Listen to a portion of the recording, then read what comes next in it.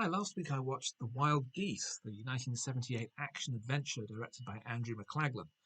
It's a throwback to the men on a mission movies like The Dirty Dozen or Where Eagles Dare from the previous decade, and stars Richard Burton as a former military officer turned soldier of fortune, who's enlisted by a consortium to restore the elected president of a fictional South African country to his position.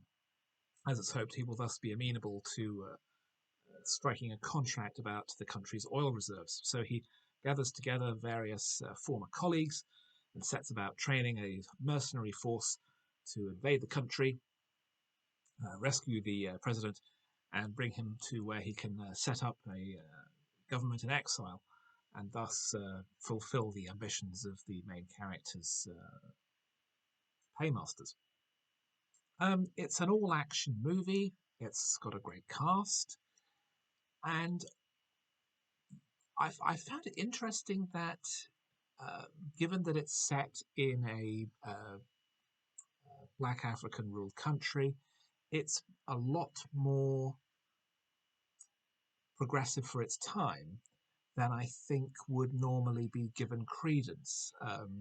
Burton's character is extremely deferential to the president and always addresses him with great politeness and a manner appropriate for his office, where it's left to a white South Afrikaner played by Hardy Krüger to be much more racist and much more unpleasant, even though he is gradually won over by the president's thoughtful, intelligent manner. Although, again, there's elements that, he has to be perfect. His character has to be a perfect figure in order for him to be respected by the white soldiers.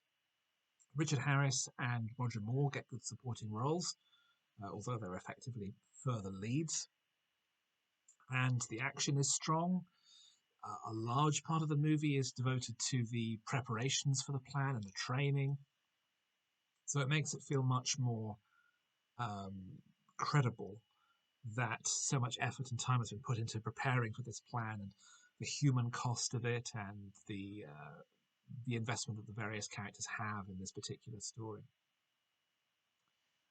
It was a notable success when it came out. 7 years later, there was a sequel, Wild Geese 2, and although Richard Burton had planned to star, he died before production would begin, and the script was rewritten for James Fox to take over.